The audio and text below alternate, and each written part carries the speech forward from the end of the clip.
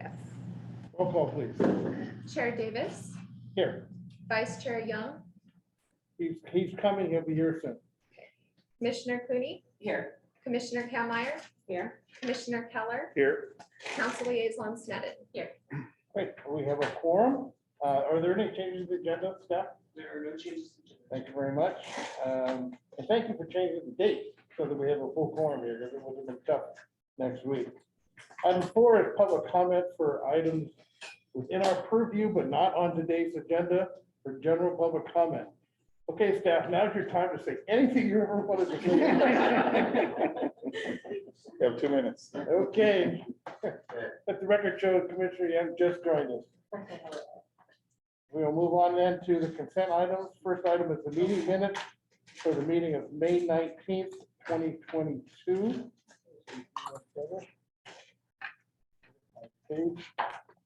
And item B, 5B, contract for the design Highway 101 water main replacement at Los Patos Way. Are there any questions or comments on either of those two items? Not seeing any. Do I have a motion to approve the consent calendar? I move to approve. Commissioner Keller made the motion. Is there a second? Sure. I'll second. Commissioner Young made the second. Can I have a roll call, please, Leah? Yes. Commissioner Keller, Yes. Commissioner Kammeyer, Yes. Commissioner Cooney, Yes. Vice Chair Young, Yes. and Chair Davis. Yes, motion passes unanimously. Takes us to our administrative calendar. Item 6A, the adoption of a resolution of appropriations and implementing a stage 2 water shortage alert. Go ahead, Mark.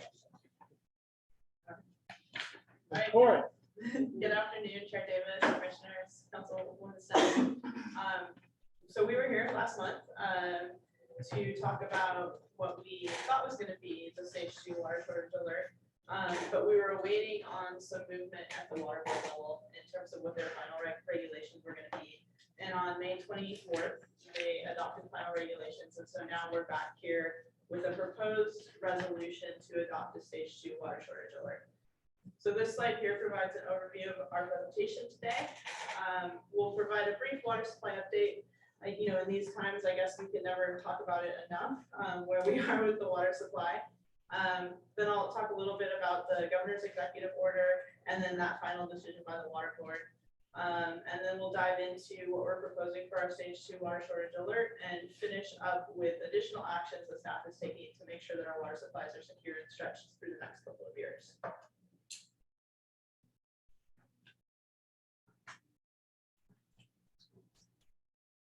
Okay, there we go. So water supply update, there we go. So I did update the drought monitor for this month, and you can see, if you recall from last time, that maroon color that you see in the center of the state is new. And this is exactly what we talked about when we did our full water supply update, that we anticipate that drought conditions across the state are going to worsen throughout the summer. So as you remember, the drought monitor measures things within the environment to determine the status of drought within the country. And so we're looking at things like soil moisture, stream flow, precipitation, and obviously as we go through the summer in California, those conditions are going to worsen. Santa Barbara County is primarily listed in the extreme drought, which is the bright red color. Although if you look closely on the coast where we sit here in the city, we're still classified at moderate drought conditions. This is another overview slide of rainfall locally in the last 11 years. And so you'll remember that 2011 is the last year that Katrina spilled. So that was our last rainy season, or real rainy season, I guess. And then for 11 years, we've primarily seen rainfall levels below average and significantly below our 50-year average. We did have some above average rainfall in 2017, 2019, and 2020.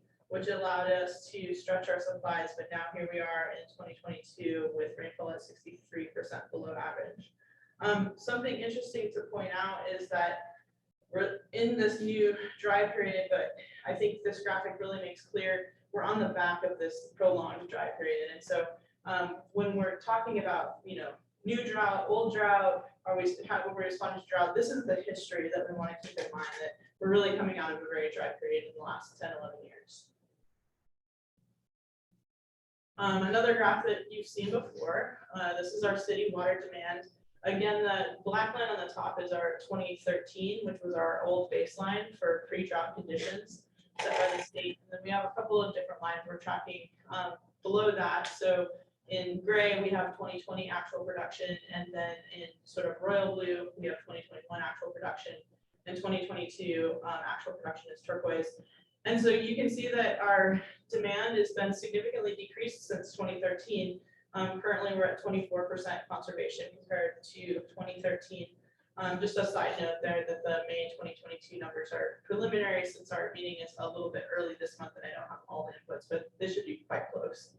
To point out here, in 2020 is the new baseline that the state is having us report against moving forward. And you can see that the months of March and April were actually quite wet in 2020. And so when we compare our 2021 and 2022 water use, they're following a very similar pattern for a dry year, and they are slightly elevated against 2020. We anticipate that we'll get closer to 2020 demands as we continue through the summer. This has been the difficult part with the governor's message about agencies aren't doing enough. Well, part of it is, yes, because that was, you're comparing it to a very unusual year. At least the 2013 was a more dry year all the way through. This, we did have some pretty wet weather and made for a very different start to the year. As you can see, even last year, we eventually caught up and did better than 2020 in the end, and we anticipate similar actions will happen this year. And we'll get into this, but that's the governor giving it some time for this to play out, and I think getting the messaging right on that. Okay, and another familiar graph. This details our water supply outlook. So it has actual data from 2012 through 2021.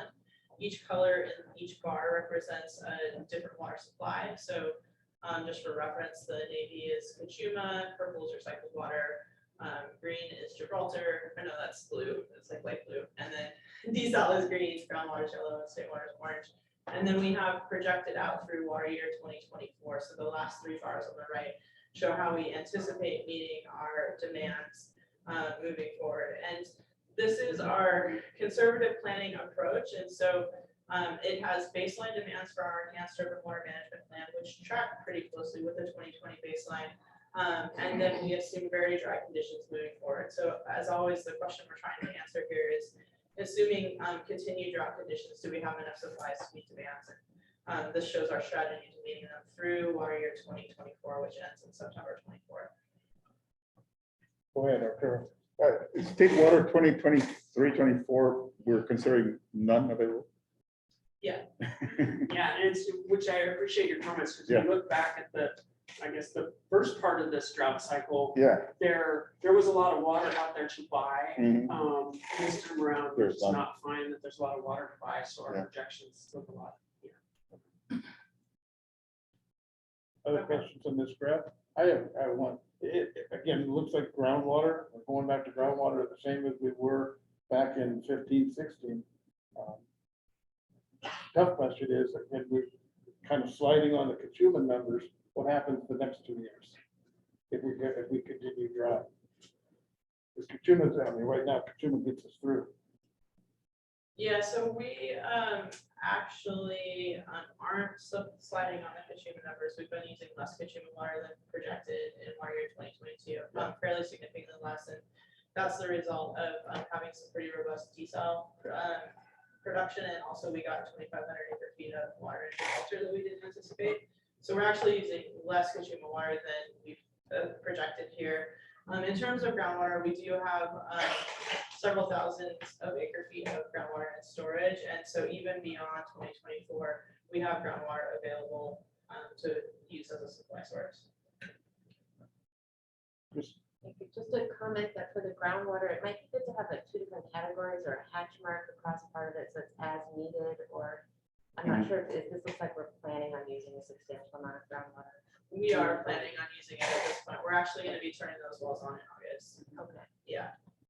And that's consistent with our plan. I mean, that's what we wanted to use our groundwater basins for. They've been recharging for the last 3 or 4 years now, and are definitely in a better position, not fully recovered, but definitely have some capacity to start pumping. If there were to be a large rainfall and we had more Kachuma available, would that amount of groundwater go down or would Absolutely, it be the first to go down? Yeah, absolutely. So it's still like Okay. as needed, or some type of Yeah, no, completely. Yeah, notation of that. Yeah. Well, and I think the point that you bring up, that's maybe a larger picture, is really important too. And that's that whenever we do this planning outlook, we're assuming very dry conditions. And what I mean by that is no new inflows to Kachuma or Gibraltar in the state water project water available. So that's a pretty dire situation. Now, we all know living in California, that's not out of the realm of possibility, but also this year was a dry year. We got 63% of average rainfall, but we got 2,500 acre feet in Gibraltar, which is 25% of our demand for the year. So when this is really assuming worst case conditions, but in reality, even if we have a dry year next year, we might get some more water in Gibraltar that we could help stretch and use less of that groundwater. So then maybe that, assuming continued dry conditions, I don't know if the rest of the. That might, yeah, like have that label in the graph. That's a good piece of feedback for sure. So under worst case scenarios, how long will groundwater last us? If we go out, how many years? Can we go? It depends on how hard we pump it. But it should go out. And then again, it depends on our tolerance for seawater intrusion. Yeah. How long do we want to take the basins down? But I think that's some of the projections we're working on because we do have a model for that. And we'll probably be back to talk more about how that looks. Yeah, so I have an active contract right now with USGS who developed our groundwater model, and we're trying to better refine our numbers around how much water we have available in storage under drought conditions and then with the current pumping capacities. I feel pretty comfortable saying today that we could go an additional couple of water years beyond what's shown in this graph and we'd still have groundwater available, but we are actively working on getting a more robust number for that. Give you also put perspective on it. We get about around 700 acre feet a year of recharge that we see in the basin. So even though we're doing these extractions, there is still some natural inflows coming in at around that rate. And then how much do we have in Kachuma? What is our allocation? We currently have about 21,000 acre feet, so still like 2 years worth of supply. And we're in the process of gearing up to negotiate for the next water year's allocation right now. Does that allocation take into account, is that our net amount that we control, which is Yes. what we want, not the amount? Yeah, that's in the allocated city's fish and name. wildlife? Yeah, So, yeah. So we've got like another couple of years beyond this, just for Kachuma.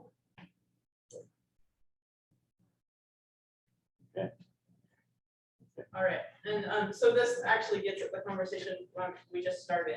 This is taking it out one more water year to water year 2025. This should be considered sort of more of a back of the envelope graphic, but based on real conditions, and I haven't totally updated the model, but I took where the model ended in water year 2024 and I projected out, and so you'll also see in the label at the top of this graphic that we start applying conservation in water year 23 under this scenario to stretch our supplies. So we look at 8% conservation in water year 23 and then 15% in water years 24 and 25. And so again, this is thinking about that worst case scenario.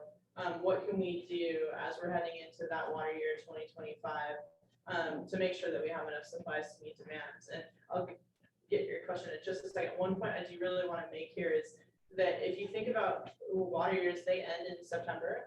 And so the white space between each of those bars is the start of a rainy season. And so really what we're talking about here is there's 3 more rainy seasons before we start worrying about those red hash marks on that water year 2025 bar. And again, even a dry rainy season can provide us, a quarter of our supplies for the year. Commissioner Kim, you have a question? I was just wondering, those conservation percentages, is that from the 2020 or the 2013 That's from baseline? 2020. It's from our enhanced urban water management plan demands, which roughly correlate to 2020. thank you for that, Chris. That's exactly what I was trying to ask the question relative to Gibraltar in that following year. So that graph helps a lot. Good. Okay. So where does all of this put us? This is kind of the summary slide to say where do we stand, and we've really kind of addressed this already, but we definitely feel confident that we have enough water to meet demands through at least the next 2 water years, so through September 2024. We would be obviously using a combination of our diverse water supply portfolio to do so. And again, the planning approach, whenever we put these numbers together, is super conservative, assuming ongoing drought conditions. So again, just to reiterate, we see 3 rainy seasons in between now and seeing a significant shortage. Okay, so where do we stand at the state level? So we really just kind of went over the city of Santa Barbara's water supply situation and where we stand. But the state looks very different. We did see that drought monitor slide at the beginning of the presentation. It's real. The drought in the state is real, and the governor is responding as such. And so where does that all come together? So the governor's really been paying attention to conditions since last summer, and started making executive orders and proclamations back in the summer of 2021. Santa Barbara County was wrapped up in the first proclamation in July 2021, so that's when a drought state of emergency was declared for our county. Also in July 2021, he issued Executive Order 10-21, which ordered all Californians to voluntarily reduce their water use by 15% compared to a 2020 baseline. That was a voluntary edict for the residents of the state, not a specific water use target for a water agency. Since then, the water board and the governor have been tracking the state's progress of meeting that 15% reduction, and we haven't done it very well. Some of the reasons have to do with the fact that 2020 is the new baseline, and some of the reasons have to do with the fact that people just maybe aren't cutting back statewide. So the concern continues, and in October 2021, the drought state of emergency was extended statewide, and then it was almost time for winter, so we kind of waited it out and crossed our fingers, but unfortunately it was dry across the state. So in March 2022, the governor issued Executive Order N7-22, and he directed the water board to take specific actions to adopt emergency regulations. So he asked the water board to have regulations that mandated that all urban water suppliers, including the city, should submit their annual water supply and demand assessment 1 month early, which means it was due on June 1st. I submitted that the day prior. And then all urban water suppliers should implement at a minimum their shortage response actions from level 2 of their water shortage contingency plan. And finally, he suggested a prohibition of irrigation for non-functional turf grass for the commercial, industrial, and institutional sectors. So that was the orders that the governor directed the water board to implement. And on May 24th, 2022, so this is sort of the new news since our last water commission meeting, they did adopt final regulations. And I had said in our May meeting that they had released the board packet and that we didn't see any surprises. So we thought that we knew what we were gonna get, but there was a surprise. And so the main change that we experienced was that word all. So you see in bold that urban water suppliers should implement all of the shortage response actions from the level 2 of their water shortage contingency plan. The CII turf irrigation ban held, so that one's still in there. And so was the requirement to report our annual water supply and demand assessment 1 month early. So that really kind of changes our approach to where we're going with this stage 2 water shortage alert. And I'm just going to jump right into it. So as you all know, our water shortage contingency plan was really designed to be a menu of options that Water Commission and Council could choose from, because we know each drought is different, and we know that each water supply situation is different, and so they require different responses. So we had designed our plan to have a menu of actions, and then each time we declared a drought, Council would decide which actions would be implemented. Because of the water board regulation, including that word all, that's really changed our approach. And one thing that is also important to point out, I'm just going to go to the next slide because I think it's going to make it more tangible.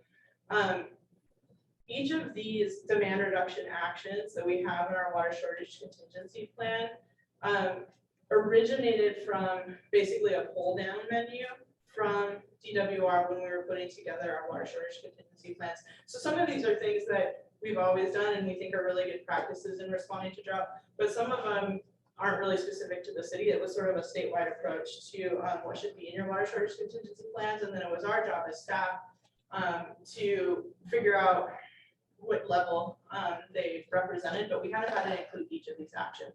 So that's gonna maybe color the discussion moving forward. So this is a slide with small print. It's an excerpt from our water shortage contingency plan. And I've color coded it here. And so what you see is anything in blue represents demand reduction actions that we're currently implementing, either because they're part of the Santa Barbara Municipal Code or they're part of our regular water conservation program. And then you'll see about halfway down this slide, we have providing rebates for turf grass replacement. We have that in bright orange because that is an action that we are suggesting that we implement moving forward under this new water shortage alert. And so I'm going to skip to the next slide. We can go back if you want to see any of these. This has our level 1 and level 2 actions from our water shortage contingency plan. And here we have a lot of orange. So again, the darker orange are the actions that staff is recommending for priority education and enforcement. And the light orange ones are the ones that we're still going to implement because they're level 2 of our water shortage contingency plan. But we're going to focus our staff time and our education efforts on the dark orange ones. So that's kind of the dance we did in response to the governor's regulations or the water board's regulations that we adopt all of our stage 2 actions. We would like to prioritize some that we think really meet the intent of the call to reduce water usage across the state, and also are feasible to administer and just good practices for our customers. So our strategy here, is that we our resolution implements all of our stage 2 actions, which you see in light orange and dark orange, but we want to prioritize some for education and enforcement. And then this last table includes our water shortage contingency plan stage 3 and stage 4 actions. They are not colored because at this time we're not proposing that they be implemented. However, I did highlight about 2/3 of the way down the landscape restrictions or prohibitions, and so that addresses the CII functional turf grass irrigation ban, which is also part of the water board regulations. You know, stop here, see if there are any questions. Go ahead. Questions on this, any part of this map? Kristen, go ahead, and then I'll come to Cora. Are there any that stand out as something we would only have done in the most extreme? You know, we put everything on that menu of the things we could possibly do. Is there anything in there that's like a, oh, no? I mean, I'll let Ms. Wood answer with this question too. I don't think there's anything that's like, oh no. But there are, through our efforts during the last drought, some that we found were a lot of staff time to implement for very little water savings. So they just don't feel very effective. I don't know if you want to add to that. Yeah, so Councilmember Sneddon, I think the idea that we are now in some ways regretting is that we wanted to put it all in there so we could pick and choose, and then being forced to adopt them all has made us realize, well, in some situations, like now when we aren't in a city shortage, some of these are an administrative burden without a lot of savings, and some of them are a little confusing to the public too. So in terms of requiring water shortage notices when the city's not in a shortage, that's a little problematic. The other thing that we were not keen on, and as Ms. Corey stated, this is a drop-down menu, is the water waste patrol language, because we are responsive in terms of our enforcement. It's really driven by complaints we get. It's about city staff seeing things, but we don't actually have prescribed patrols throughout our service area. But again, we're limited to the drop-down table essentially that was submitted. So that's a little uncomfortable to see on the screen in terms of we have to implement it because it was really just a prescribed table. But there weren't any, real head scratchers in the way, just not our preferred direction. But like aside, like what we're planning to do with that is we'll reach out to our internal stakeholders, parks and others, and just remind them, hey, if you see something, this is how you report it. And usually they do, but just a reminder as kind of part of this effort to serve, and again, informational. And we hear a lot from our inspectors, our parks folks that, hey, we saw this, it looked unusual, they'll let us know, and now we're expecting. Cora, Thanks. Yeah, well, so I had a few questions. I'm trying to pick one. I was wondering about the CII non-functional turf. So I know that's only for, it does, it's irrigated with recycled water. It doesn't count.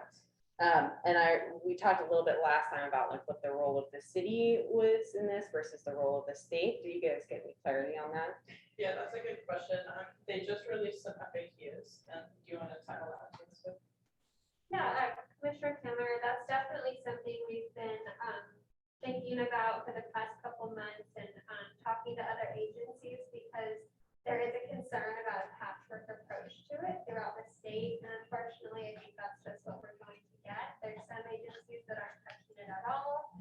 And our approach has been education for that, and especially when we can restart essentially our turf grass replacement rebate, that we can really encourage long-term transition of that space because this is a temporary ban.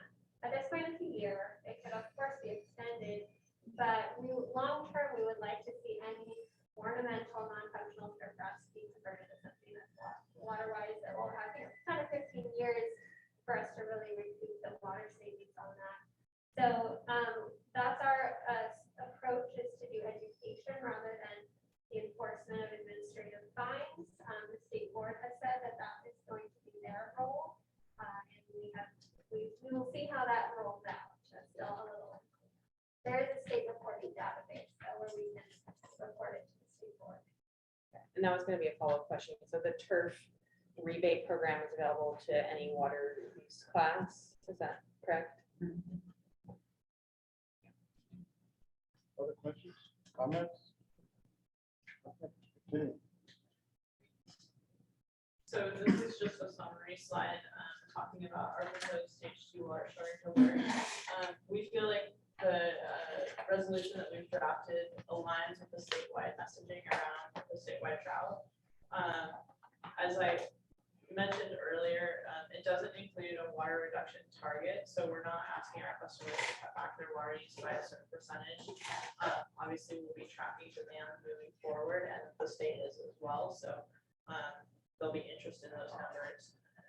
We do address all of the water board requirements, implement all of our stage 2 actions, and again, the ones that we've really sought to prioritize for education and enforcement are these common sense measures that all of us should be doing, and our community does a very good job of already in terms of just managing our resources, consciously. So again, just living that conservation as a way of life. And this is just a summary again of the actions in case it was hard to read on the table, the dark orange that we want to prioritize for education and enforcement. So the specific actions are that people should be using shut-off nozzles when using water through a hose or outdoor water faucet, including to wash vehicles or boats. We shouldn't be hosing down hard surfaces like sidewalks, driveways, patios with potable water unless it's a health and safety issue. And irrigation should only occur between the hours of 6 p.m. and 8 a.m. to reduce evaporation and water blown by the wind. So those are the ones that we're really going to be working on educating the public with and following up with enforcement on. Resolutions right now. And I structured our presentation a little bit differently than normal, so I'm just going to say that up front. We have several recommendations that are in your council agenda report. This is recommendation B, and so basically this just summarizes that we would adopt the stage 2 water resources alert, and then we're going to have our other proposed recommendations throughout the presentation as we talk about those topics. So at the end, if we want to have a summary slide, I would appreciate that feedback before we go to council.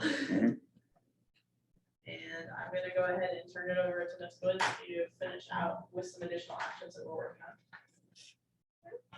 I have a lot of conservation on the list.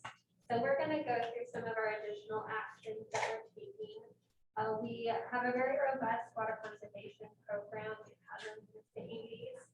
And we are continuing to implement that. We never stop. Water efficiency is a way of life here in Santa Barbara, drought or not, and that's something that our community really values and has really taken on the task time and time again.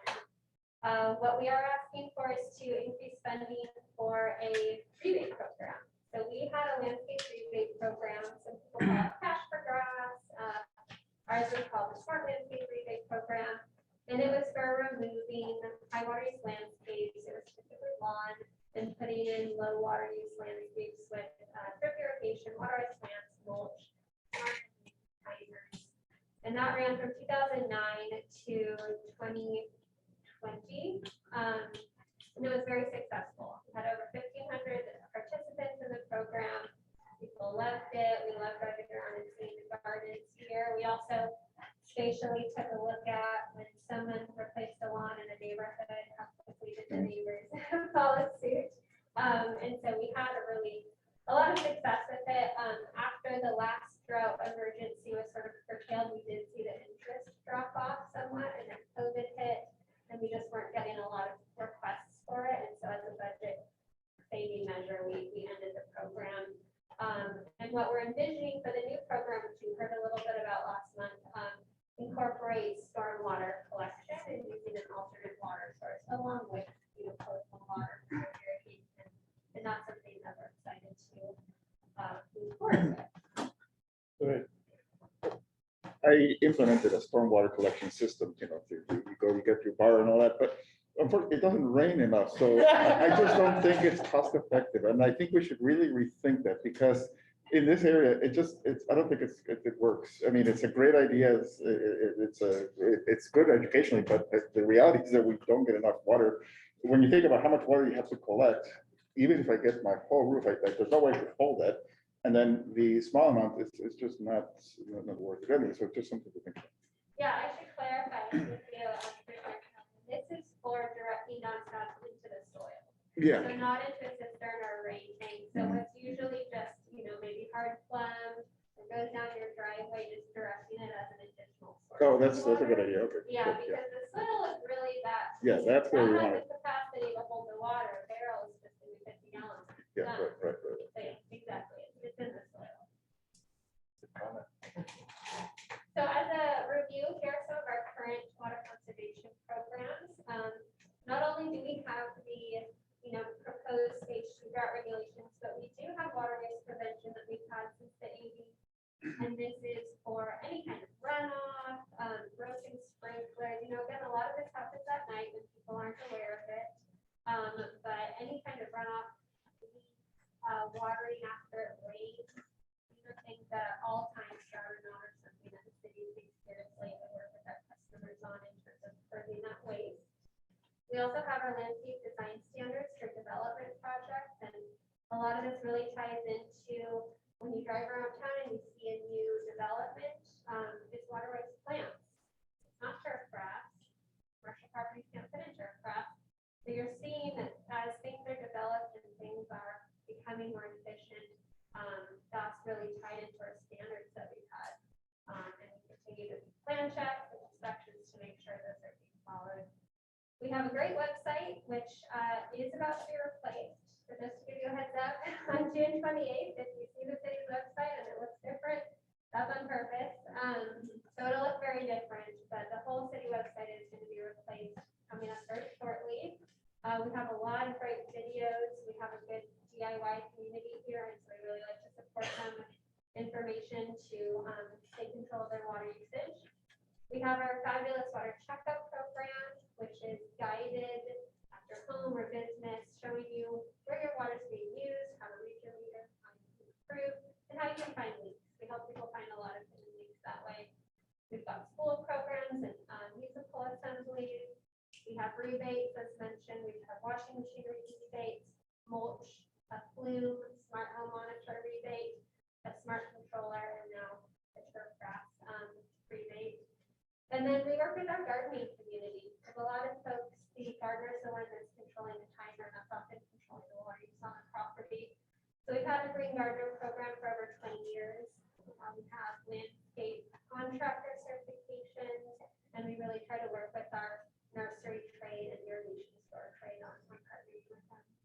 And then for our dedicated irrigation meters, they are billed based on a budget, based on their property area and the amount of plants they have. And then it's aligned with the weather. Basically, how much should this plant use in water? How much needs to apply to it, so that they're incentivized to water to a budget. So here's, is this A? This is C. Okay, so here's recommendation C, and again, we're looking for feedback on this organization. So this would be a resolution approving an increase to our fund for $50,000 to start our landscape repair. This is in addition to, what do we already? We already have about 75,000 for the other, all the other rebate programs. Is that for the turf rebates, like the actual dollar per square foot, or is that including program administration?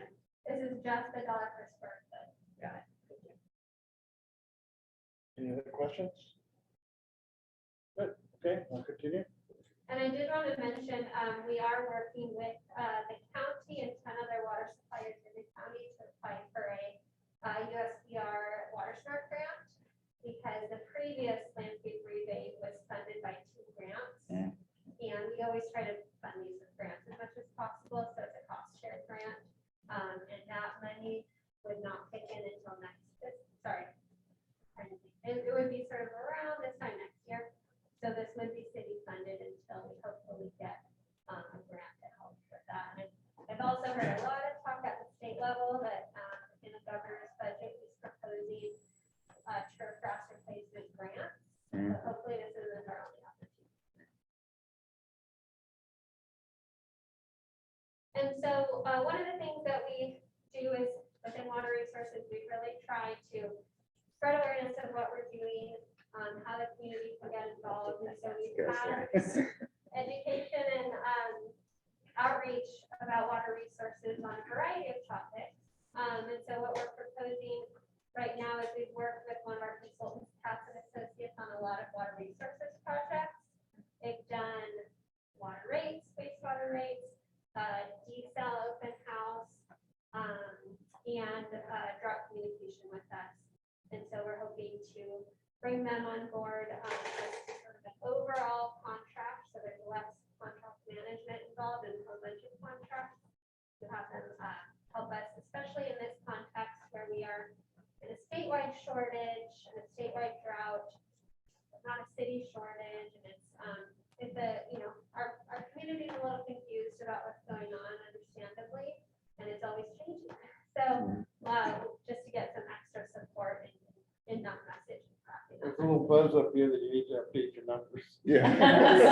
The gasoline prices are. So as a caveat, I probably read this up from the next one. This is from our water rates, which is last year. So that's horrifying that this is last year's graphic. Good. That's kind of scary. It is, it really is, yeah. It was May of last year. So All kind of different. Go ahead, Arturo. I'm all for public communication. I think we have to do as much as we can. The other thing is that 5 years seem to be a little on the longer side. You know, like I don't know if that's common to give such a long contract for something that's, you know, kind of year to year, and maybe every 3 year, 2 year. It just seems a little long, but that's just my comment. Yeah, Commissioner Keller. So my understanding, and this is a kind of contract that we aren't in water, or me, I'm not very familiar with, but engineering uses them, which is an sort of like an on-call as needed, and the maximum length is 5 years. Okay. Because there's a chance that that pool of money that may be over that course of time, it's sort of, as projects come up, we would encumber those funds, basically. But that's the idea, is I think it's the maximum extent the council can grant, which doesn't mean that if there's a lot of need for it, if we use it within 3 years, my understanding is then we create another one. And we move on to the pool of funds available. This is a great mechanism. We don't have to encumber the funds, so it's not like we take 200 grand and sit it there. We as tasks come up, we will encumber the funds. And so it ends up being a nice mechanism, and we went for the 5 years because it just cuts down on the administrative cost of going to council and setting all this up. we just have it in place, and certainly it's there if we need it. Or Would we be able to like, once this starts, be able to have the consultants present to commission about their outreach Yeah, plans? that'd be great. They'll charge us for that.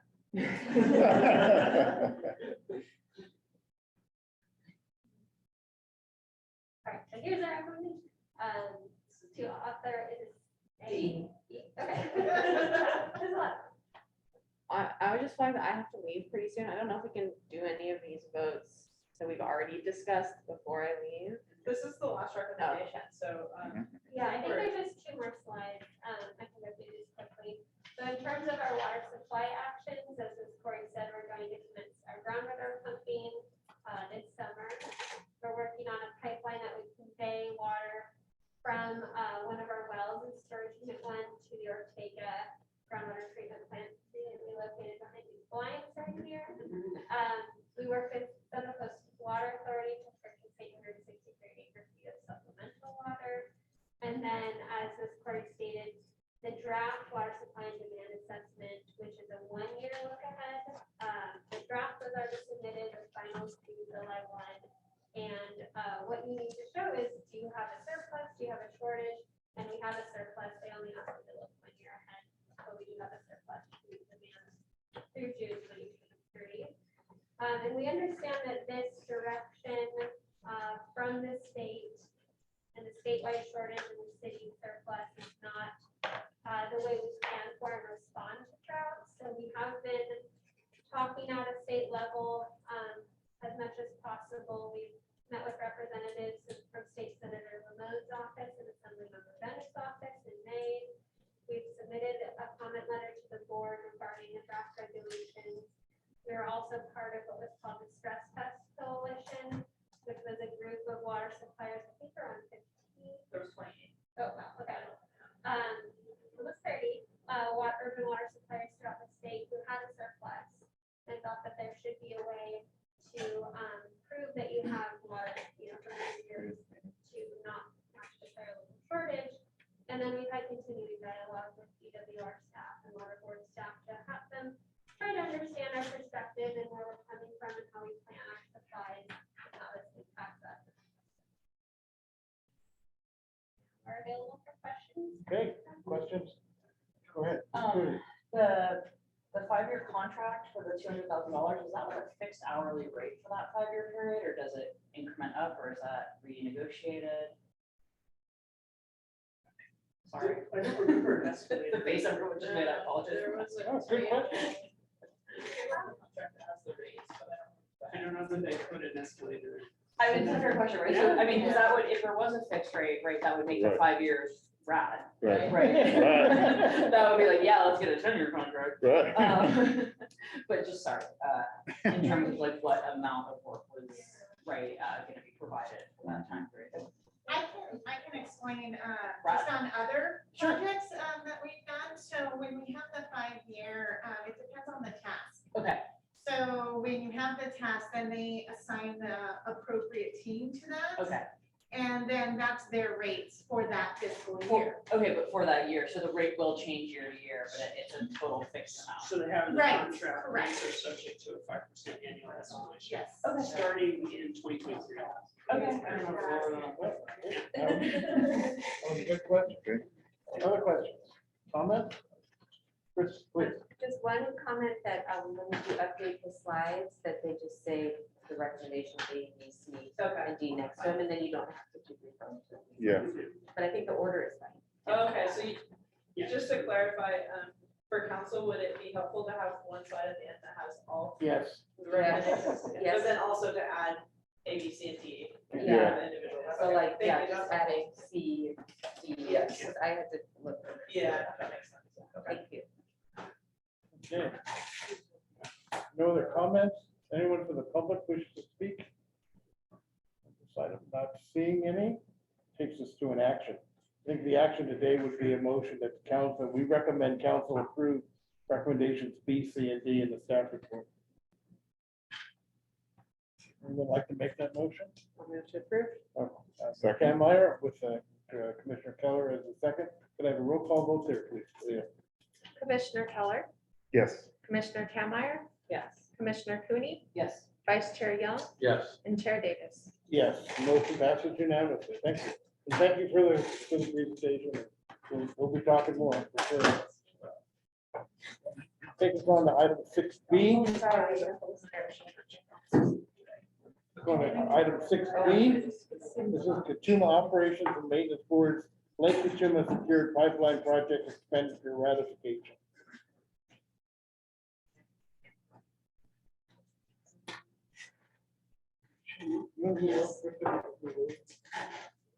When you move up. You want to? It's up to you.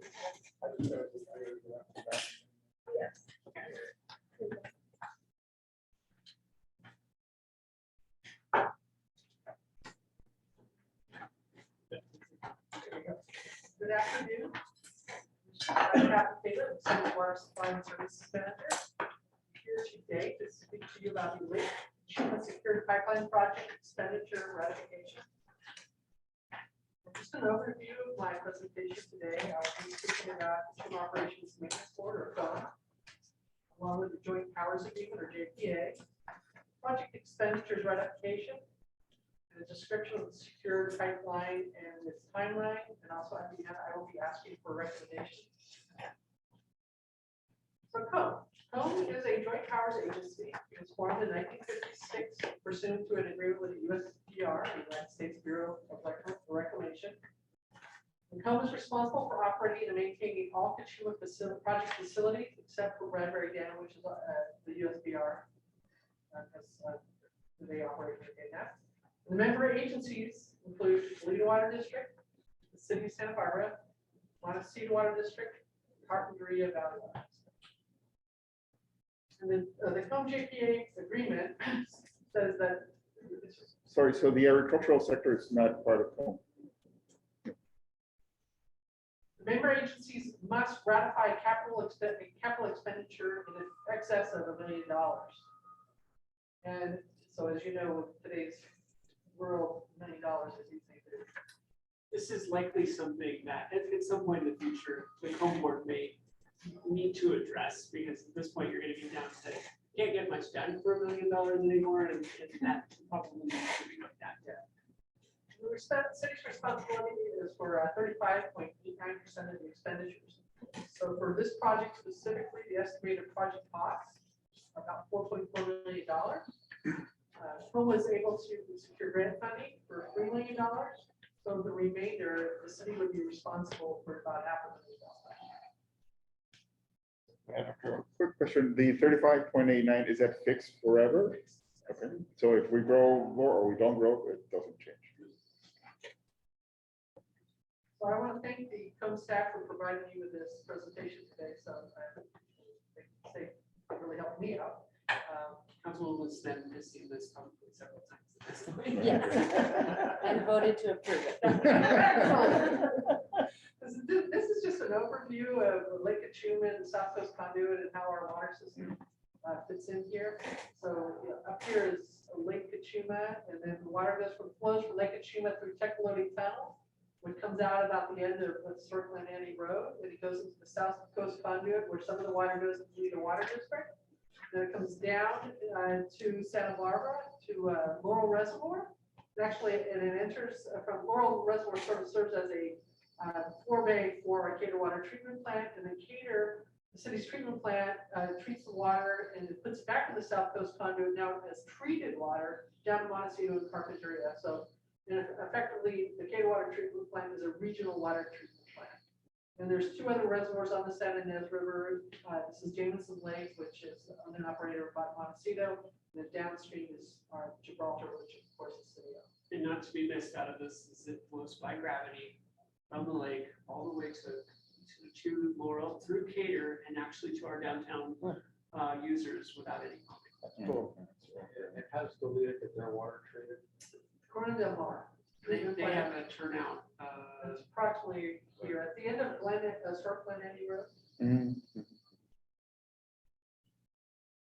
So this is an interesting lake, picture of the lake. Joshua pointed this out to me. You can see this berm here. Yeah. This was actually created in prior to 1956 when they constructed the project. to, keep water away from the intake so they can actually, construct the intake. And the tunnel, right, because the tunnel comes out right there. Right, Uh-huh. right, so there's some historic materials are being displayed in this drought. There's 5 rafting gates on the intake tower, and they're vertically 18 feet apart. And as Joshua said, gravity flow, that was my storm, Josh, sorry.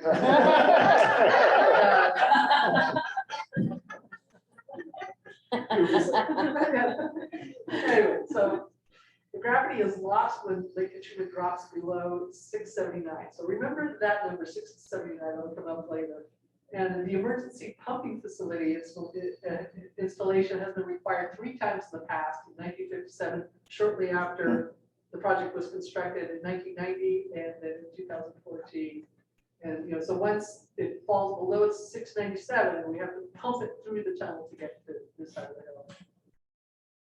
So this is just a graphic of the historical lake elevation, and you can see these, we're pointing out the 3 points of where the emergency pumper has had to be installed. The bottom of the lake, because of sediment, is actually, not shallower. And then this shows where gate 5 was buried, so the new limit for what reduced gravity flows dropped from, was now 679. This is construction during the last, so prior to the secure pipeline, we had a temporary pipeline. And putting it in was time consuming, it was laborious, and significant. And risky. Yeah, and risky. And so what this is showing is, this is a crane mounted on a barge with this clamshell, and it's digging the soil out around that very gate number 5. But if you also can see these pilings that are out in the water, those are what the floating pipeline, the temporary pipeline, are actually suspended off of. Next picture shows the pipeline, which is made of a huge fusing high density polyethylene pipe. Then they deploy it into the lake, as you can see over here on the right. They suspend it from these pilings. The problem with these pilings is not only putting them in, and you have to make the call for that, but when we get significant rainflow and the whole backcountry gets saturated, that lake can come up really fast. And then, so then the effort to pull the pilings, because they become submerged, is really problematic. So sometimes you're pulling the trigger early to pull them out, and they really need to pull them out. So a lot of, there's a lot of time-consuming, expensive decisions, and it's easy to make a wrong decision. And also the other issue is the pipe, once it floats off of those piles, and can be wind driven, could actually damage the tower, which is really scary. So this is an exhibit of the lake, and from the east end where the excavation and the intake area is. And then so moving towards the left, you see this little excavation area here that's actually breaking through the berm. Then it will come out to what we call site 1. Last drought got so bad that we had to move it to a site 2. So the pumping barge, will connect, so the barge will be sited at site 1 and be connected to the secure pipeline via flexible connection. The entire length of the pipeline is 3,600 feet, again, of the high density polyethylene material. And it'll be secured to the bottom of the lake with approximately 160 precast concrete anchors. And it also includes at the end, by site 1, I'll show you in the next, it'll be easier to understand in the next slide, a gravity intake for improved water quality during normal operations. So this is a project profile, and again, here's on the right is the intake tower. Down here, this is the gate that's kind of highlighted in red, very gate number 5. The pipeline comes across, there's where the historic berm is, it comes all the way out. If you can see with the little text here saying that is basically a new intake for gate 5. And by having it deeper in the lake, you're going to get a water quality, it's a cooler temperature, you're not going to have the threat of algal blooms and disinfection byproduct. So, and then this is the little flexible hose that the barge, the emergency pumping facility at the barge will Go ahead, Arturo. Sorry, from what I see there, in 2013, we would have been below that level though, right? So the 2013 bottom is below the point where you actually have the intake, so If we get to that really serious Then situation, we would we go to site. side two. Yeah. The project benefits is, they will provide us continued access to allocated water supplies during the drought. But also, as I just mentioned, it improves water quality because the intake is drafting from a deeper location with lower water temperatures. And it also, there's many decision-making and cost-saving benefits to this project. It eliminates the need to install, remove, and store temporary pipeline piles. It reduces the emergency pumping facility deployment period from 1 year to 4 months. That's huge. It also reduces the emergency pumping facility elevation triggers at 695. That's the pile driving and the fall starts. As well, when are we gonna pull it out? Mhm. And what is the need for the project? So the need for the project is, this over here this is the 679, so backing out of this shows when we have to install the emergency pumping facility project. But then, so the backing out of that, it's kind of hard to see on this, is this construction start of this would be 9/1 of this year, and it would be finished by the end of the year, just prior to when we would reach this level when we would have to deploy the emergency pumping facility. Because these, Since Councilmember said there's, it's been in the works for a while, and there's kind of a sweet spot for putting this pipeline in, because you don't want the lake drain, Right. because getting out on the lake bed is difficult, so there's kind of a depth of water that we were looking for, and things are lining up right around September. and then the lines are, the red lines is like the most conservative scheduled scenario. And then the one above that is, the realistic scenario, and then the light blue is very optimistic. So this is all based on the most conservative scenario. I must commend Tacoma staff. They really do an excellent job with forecasting and modeling. And so I have full confidence in their ability to, their forecasting ability to some way. So just looking at those dates, so in the worst case scenario, we'd be looking at July of next year, in which we need the emergency pumping cars to be operating. More realistic, I think it's somewhere in the September time range. So we're gonna be obviously tracking that really closely. And hopefully we'll get a little bit of rain enough to call off needing the barge. And then this, Commissioner Keller, this is where site one was on the top left. And what they did is they dug out underneath. Yes, That's like what you want. Yeah. They dug out Yeah, underneath, let's take it. underneath the emergency pumping facility, so it was artificially deep below it. Mm. But then it got to the point where the lake elevation was dropping, and they were afraid that that barge would get landlocked. Mhm. So that's when they had to move it deeper Mm. to a deeper area. And I don't know if you're familiar with Lake Achuma, it was roughly by the little store they have. Mhm. Okay, yeah. And then the boat ramp, you see, it's up the boat launching was tough. And then this, it's really hard to see, but right here is your state water project that work Mhm. is coming in, and Wow. Joshua told me that at one point of the drought, the lake was at the lowest, but this was the highest waterfall associated with this. Should have had recreational visitors. Gravity well. Or they're taking Instagram pictures. But those are some amazing Right. start photos. Yeah. So my recommendation that I'm asking you to consider today is that the Water Commission support council ratifying expenditures for the Achuma operations and maintenance boards, Lake Achuma Secure Pipeline Project. And we are the last water agency to ratify this. The others have all. Great, thank you. Thank you, Kevin.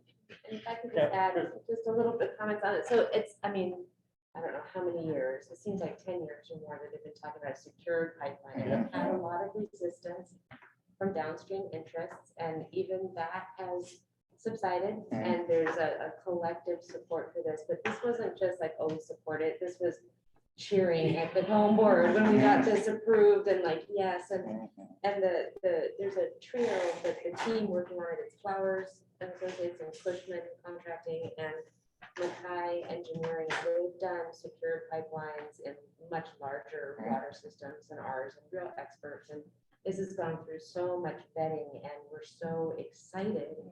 And not just the water security and the resilience and that it's in place and not all the decision making, but the water quality can't be overemphasized because it's less stress on the water treatment plant. And chemicals to treat water have gotten so prohibitively expensive, so that's a savings. And then also, I just wanted to mention that there are a lot of cultural resources in that area, right where these pieces are being stored and moved, and it will, in a very secondhand way, protect those cultural resources as well. But this was just for you to have confidence. This was like celebrated by every member agency that we could get this far. And that home board, that not the board, the staff, the engineers, it's a small team. It's like 4 or 5 core staff members, and they're phenomenal, I think. So Yeah. yeah, that was a really great. It's great to see them all play through. But anyway, it has full support from all the member agencies and. Great. Any other questions? I'll move All right, to. wait, I gotta have some public comment. Any public comment? Not hearing any. Now you can vote. Okay. I'll move to approve the recommendation. Great. And is there a second? Second, Okay, second by Commissioner Keller. A roll call vote, please, Leah. Commissioner Keller, yes. Commissioner Kameyer, Absent. Commissioner Cooney, Yes. Vice Chair Young, Yes. and Chair Davis. Yes, motion passes 4-0 with 1 absent. Thank you very much. Thank you for the presentation, Kevin. Takes us to item 6C, an update on the Elistero Water Resource Center electrical distribution renewal project. So Chair Davis, this is an item that we had brought to council a while back, related to construction management contract, and the commission was interested in us coming back to talk a little bit more about the project itself, Yeah. which is nearing the end of design. So with us today, we have Phil Boganato, the project manager, who's overseeing it, and we have Amanda Plessy, who we can fill in any gaps concerning the need for the project. Great, welcome. Absolutely. Thank you, Joshua. Chair Davis, Commission members, Councilmember Smith. So as I said, I'm Phil Alvarado, interim principal engineer here at the city with our water resources engineering group. And we're here today to give you an update on our Elistero Water Resource Center electrical distribution renewal project.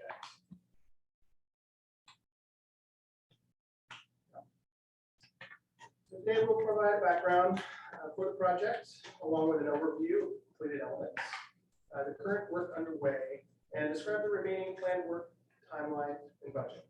The photo you see here is an aerial view of our Elistero Water Resource Center facility is outlined in green. The photo exemplifies the site of the project, located right in the industrial zone of the city, also adjacent to the waterfront beaches within the coastal zone. In the next slides, I'll review the goals of the project, highlight why it's prioritized, and broadly describe the work needed to complete this effort. This project is necessary for the long-term sustainability of this facility and the critical function that it performs. So the goal, as stated on the slide, the goal of the project is to eliminate the risk of failure at one of the city's most critical pieces of infrastructure. Elistero manages and treats all of the city's municipal wastewater and produces all of the city's recycled water. The electrical system touches on all aspects of this process. Replacing this aging electrical distribution system, improving redundancy, and eliminating single points of failure will help ensure continued operation for years to come. It has the potential to increase gas production for cogen and address sea level rise needs. Most of Elistero was built in the 1970s. The plant includes preliminary, primary, secondary, tertiary treatments, along with chlorinating and chlorination and dechlorination facilities, ocean outfall, and solids handling processes.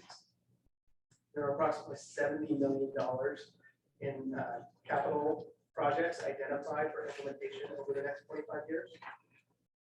Electrical power distribution improvements is currently identified as the top priority based on overall risk and the consequence of it actually failing. I should also mention this work was prioritized because we cannot move forward with all of those other improvements until we have a safe and reliable electrical distribution system. As I mentioned, it is a critical system that supports all of the other processes. I will drive that home on a monthly basis. I see purchases of parts on eBay, because that's the only place that we can find Wow. some of the equipment that is needed to keep it going. You just stole his thunder. That's actually why. Good job, Really is amazing. So we need to say that well it's in there. Next time I ask for public comment, I want something.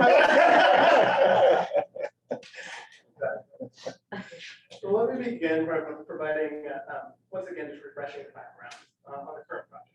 The image on this slide is taken from the design plans. I've highlighted the electrical buildings, both new and existing. These buildings are from the primary, these buildings are the primary assets of the electrical distribution system. The existing buildings are shown in orange, and the new buildings are in red. The renewed system will be constructed in parallel to the existing system. This will minimize the number of shutdowns during construction, which is beneficial both to personnel safety and maintaining a continuous process. To accomplish this, 5 new electrical buildings will be constructed, adding a net area of approximately 4,200 square feet. Power will be transferred to the new system after it is completed and tested. Once operations are functioning on the new system, the existing electrical buildings can be demolished. This demolition will remove a net area of approximately 2,400 square feet. And connective wiring will be routed throughout the site to connect the new buildings and renew the telecommunication infrastructure. A new waste gas flare will also be installed in this project. So this leads me to what has been completed to date. The preliminary design was substantially completed in December of 2019. This concept design was used to begin design review and develop the application for the Clean Water State Revolving Fund, or SRF, loan. The preliminary design helped identify key challenges of the project that need to be addressed through the final design. One of these challenges includes minimizing the impact to wastewater treatment process while continuously operating through construction. This has led to the development of a comprehensive construction sequencing plan to ensure the design is constructible while also minimizing risk to both personnel and facility operations. The final design is at 95% completion. We anticipate additional modifications to the design from the constructability review and the building permit review. That said, we have design review approval from city planning this past month, as Joshua mentioned. The contract for constructability review with Minnehaha Engineering Group was approved at council. And finally, the city's SRF application, has been deemed complete. Completing the funding agreement is now the final step in the loan process. This slide summarizes ongoing work. As I just mentioned, staff is coordinating with the state to draft and implement the funding agreement for this project. This begins the final stages of this agreement, which will require council approval to implement. The constructability review is ongoing. Staff is coordinating with Minnehaha Engineering Group and Brown Caldwell to walk through all aspects of anticipated construction. The advantage of implementing a complete construction review includes the construction manager getting familiarity with the project, validation of the design with the possible identification of constructability flaws, and as mentioned earlier, enhancement of safety when approaching a project of this complexity. Construction sequencing is a primary focus of the ongoing constructability review. Another aspect of this challenge is the risk to life when dealing with high voltage electrical load. This risk reinforces why construction sequencing is key to ensuring safe and effective renewal of the system. For some visual context, the image on this slide is actually a rendering of the new high voltage power building that will be installed with this work. It is typical of the new buildings being constructed. This project will be reviewed for building permit approval at the same time as the constructability review. And this will allow for final comments to be incorporated into the design before bidding. The building department and Minnetonka Engineering Group are coordinating these efforts to ensure effective and streamlined process, so hopefully it moves forward pretty quickly. These final comments will complete the design and prepare the project for public bidding. So let me talk a little bit more. The next two slides, I'm going to discuss a little bit more on the details of the final design. As mentioned in the background, there are 5 new buildings planned for construction. The 3 buildings to the north, or at the top of this image, are enclosed in a green rectangle. This is the area of the plant where high voltage power is received from Southern California Edison. This area of the plant is where the high voltage power is received and reduced and ultimately distributed to all of the process equipment. Fun fact, this also happens to be where power is received for the desalination facility.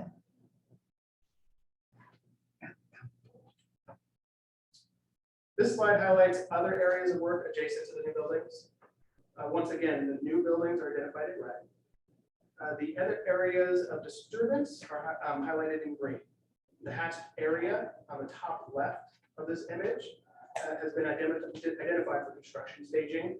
This area has been used for this purpose on previous projects. Moving down from this area, a line is highlighted to show the location of an above ground conduit. And finally, an area on the south side of the site, or lower portion of the image, is identified as the location of a new waste gas flare. This flare will be installed adjacent to the existing flare facility. I just want to interrupt. This flare is really important because this will allow us to burn more gas and reduce more gas for cogen and possibly take in more fog for the community. So this project is really helpful in renewable energies for the community and for Palestine. So this is, I was asked a question about the cogen increase. This is what you're talking about. This is what I'm talking about, yes. Absolutely. This plan also identifies some key biological and stormwater best management practices being implemented for the project. On the north side of the site, adjacent to Yananali Street, an on-site roadway will be regraded to capture stormwater from that area and redirect it back to the treatment process.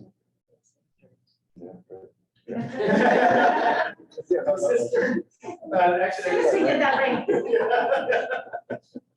And then on the on the south side or lower portion of the site, there's another stormwater catchment area there that will receive the initial runoff coming off of the site. And then along the west side, adjacent to the channel there, we'll have biological monitoring in place throughout the construction, just to ensure that there is no impact. This image, the image on this slide identifies the conduit routing for both the electrical and fiber optic lines.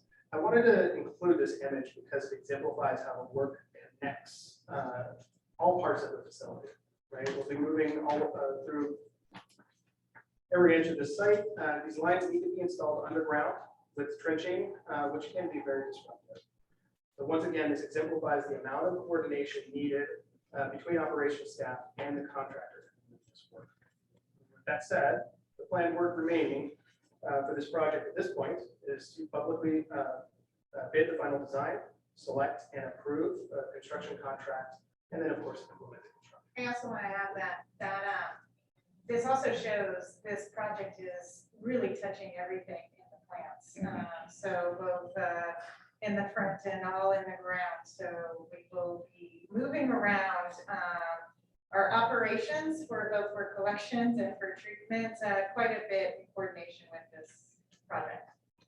And what's not shown here is just how much other stuff is underground. I always marvel that Oh, they we can don't actually put anything in the ground Yeah. because there are so many things Right, already right. in the ground here. But hopefully with this project, we'll have great record drawings and great record keeping and really understand the impacts of what's under there. Absolutely. Yeah, it's been one of the biggest challenges through design is identifying this routing path to keep this system all connected. This slide provides a general overview of the planned schedule of this project, most of which is coming to completion. I aligned the bottom arrows to affirm the connection between securing the clean water SRF and construction of the project. Implementation of the work cannot proceed until the SRF agreement is finalized, which is kind of a variable in the design process. And how is the design funded? The design phase? Right now, ultimately, it will be reimbursed by the SRF. That was my question. Yes, we did take money from our reserves a few years ago to implement the design, but it will be reimbursed as soon as the agreement is finished. And just to give you an update on the agreement, it is now past their environmental review, past their project manager review, and it's been assigned to the lawyers. So I'm hoping to get Dan involved. And he will say, yeah, whatever they say in the agreement looks great, let's go. He looks relaxed. He looks relaxed. It's all It's good. fine. It's all good. No worries. But it's been assigned to the states, the lawyers, and we're just waiting on their feedback and when they're ready to move forward with execution of this. So it's on the last calendar. Good, thank you. Good. Absolutely, which basically we just covered a lot of what's on this slide. Right now, the current cost estimate for the totality of the project, all things included, is $30.4 million. Now, getting the SRF loan is the reason we pursued it. Interest rates for these loans are extremely low, which is why we pursue them. The state has, this is what they said, the state has approved applications for funding SRF projects through a competitive bidding review process. And as we have experienced, this process actually took just about 2 years to get through that workflow.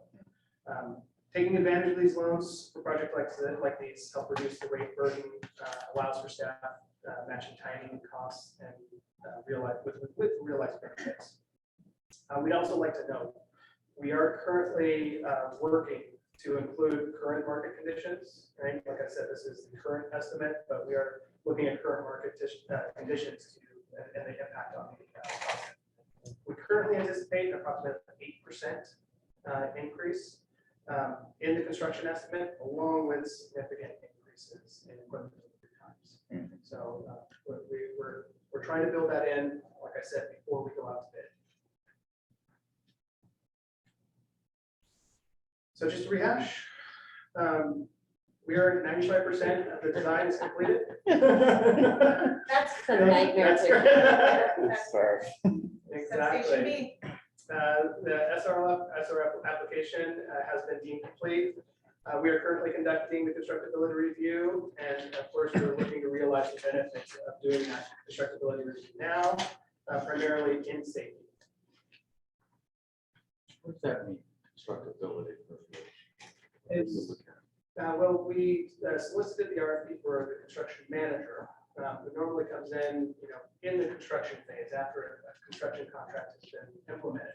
We solicited them as we're finishing up the design, so they can look at the project and look at it from the eyes of someone building the project, as opposed to someone designing the project. Like having a contractor take a look at your plans and tell you. Yeah, it's like, you This is can't what do I this. Right, exactly. One of the biggest things is sequencing. Yep. Sequencing is one of the biggest challenges of this project right now, and so the constructability review is really about the sequencing and making sure we're putting things in the specifications that the contractor has to keep certain mechanisms online before they can take it off, and they're only allowed a certain amount of time to be down, or any kind of backup power may be needed, trying to catch all of those constructual sequencing in order also to minimize the change orders that could occur on this big of a project. Absolutely. And so that's why right now, the current design has been submitted to building review to finalize the permitting. Comments from both constructability and review and the building review will be included to complete the final design. The SRF funding agreement will be implemented once it's finalized between the city and the state. The project will be publicly bid sometime after the SRF agreement is implemented. And the project will return to Water Commission with the contract for construction. We anticipate that to occur sometime in the coming winter, 2022, 2023. So with that. Good question. Any other questions? Thanks, Bill. Questions from the commission? Arturo, then I'll go to Jeff. Yeah, I mean, I don't have any questions about the project. That's all there. More, looking at some of those pictures, and I know it's not part of this project, but opportunities for solar or other renewable energies. I know we already do quite a bit of recapture of the energy from the digester and all of that. We have almost 70%, I understand them, but that varies. But anyway, opportunities that are for additional, it looks like there's spaces where one could think about putting solar. So we have had conversations and we put all, most of those, they've gone around and studied it.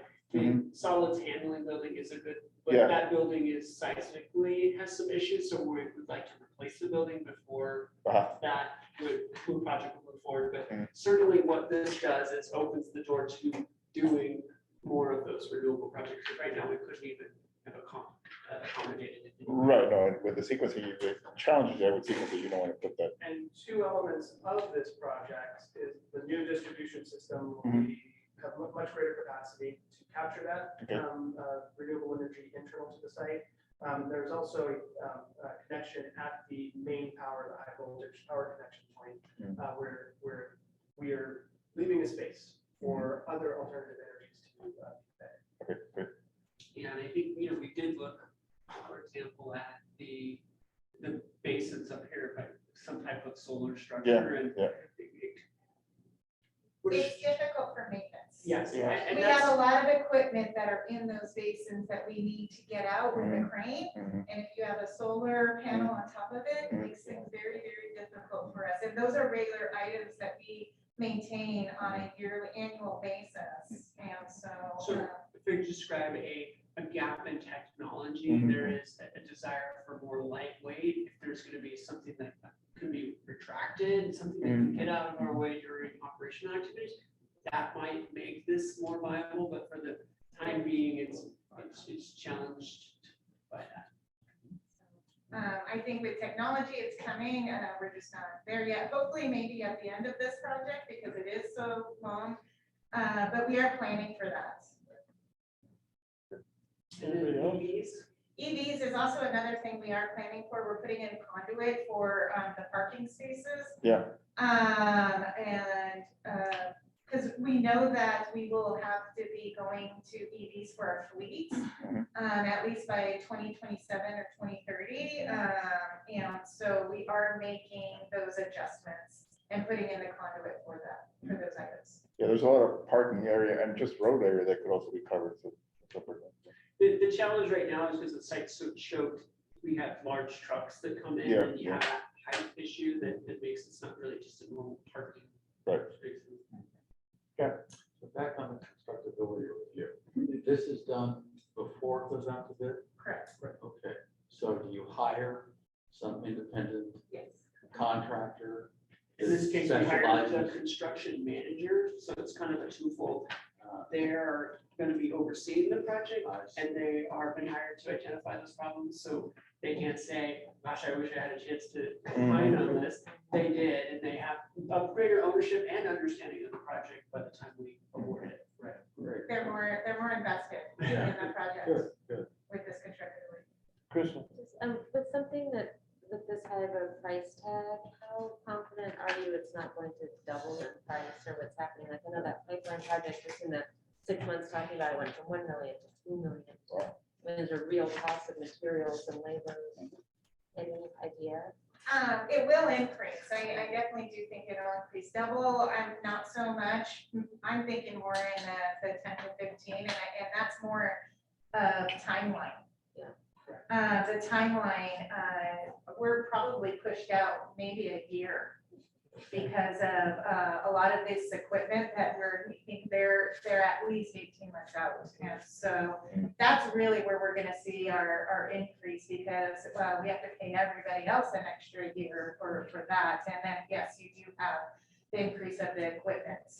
So we do anticipate a few more million than what we anticipated last year. Will that be built into the RFP? or- Hopefully, it will be part of our negotiations. With this constructability review, we'll get a tighter engineer's estimate.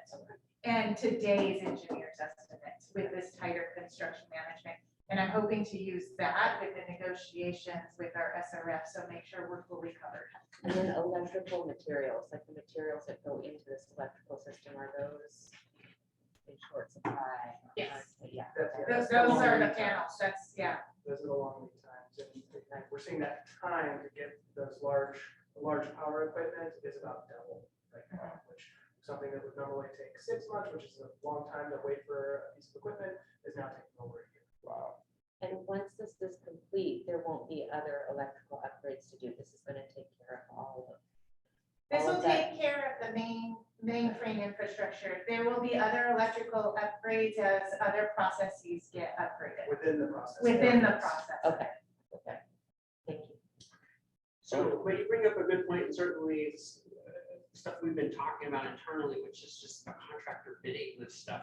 How do you forecast labor and fuel costs and all these other things in your bid, and how do we keep them from having to, inflate that just to cover themselves? Is there a way we could partner on that risk? Lots of good questions in these uncertain times. Certainly a mild recession would be helpful in trying to bring some control. I mean, honestly, there is some boundaries to that. Let the record show. Public comment once Not mild, but mild is the upper, we need it. Evening out. Yeah. Good comment. Other questions, comments? No. I mean, I just was a $30 million project, when we were doing our wastewater rates, is this project in the queue at that Yes. time? It's- Okay. Well, thank you for the Yeah. update, so. You're very welcome. Yeah, thank you, Phil. It's really, really helpful. You all. Good day. I think what you make, if you compare this cost to what we spent when we built the plant Yeah, back in the early 70s. oh, well. I think it might have been built for like 20 million. Oh, it's Oh, that. it's that. Less Back- than that. I would have, I was back in the 70s. Yeah. Yeah. It's just- Okay, Water Resources Manager report. All right. That last graphic. I don't know what, you're in kind of the same case in City. Okay, I can read that. Yeah, City Hall has a lot of cases of COVID, you can. We're in summer right now. but oh, you're in summer. Yeah, we're seeing a spike. Mild cases. All right, so my highlights on this, Ms. Corey was talking about, we have been using quite a bit less water from Kachuma as a result of better desal performance than we had planned lately, which has been great. And we did take a break from bringing water down from Gibraltar. We were doing some repairs on the pipeline with penstock that goes from the tunnel over to Laurel. So we will, I think we already started last week, started taking bits of steam Gibraltar again. But nothing too critical to point out there. What's improved in the diesel? Why, I mean, it's great, but why is it performing better? Just better water quality Oh. right now. So they've been, yeah. The usually- intake water quality, Yes. yes. So, yeah, and what we did going into it was just, again, being conservative, we did not do big projections for something lower, so they've been exceeding, which has been helpful. So, I don't really have too much to go over in this packet, you can review it in its very small scale, but there's no major outliers here, so I just did the drought update. I just wanted to, I have 2 items I wanted to go through. July is our usual changing of the guard, and so at the beginning of the July meeting, Commissioner Young will take over as chair, and Commissioner Cooney will take over as vice chair. So more coming on that. Meeting materials, just wanting to check in on that. This is always something being sensitive to what we print and returning to in-person. Lee and I just wanted to check in with the commission. So give it some thought. I don't know that you're ready to talk about today, but maybe in July we could get some feedback from you on what kind of materials you'd like for meetings going forward, how much you want printed and are happy doing digital. Kachuma allocation. So we're going to be working in the next 2 to 3 weeks on our Kachuma allocation request for Levy Water Year 23, which starts October 1st. We've got good feedback from the county that they're not going to issue a derailment letter in September like they did last year. They want to work with us and ultimately support whatever we ultimately submit. Preliminary modeling is showing that there's probably 30 up to 3,700 acre feet of water that could be allocated amongst the member units. So not a lot of water, but looking out, I think that's looking out 18 months. That looks to be, once you satisfy fish and evaporation and downstream water and all the other water accounts in there, that seems to be the volume of water that's available. But we'll sit down with the Bureau and see how comfortable they are with that application. And with that, I guess I'm available to answer Any questions? Comments? Anything you can share about CCWA? Is there anything right now to share, or I don't know? Yes. Which is open. Yeah, so CCWA, they're meeting on last week, was it this week? I might have been both learned.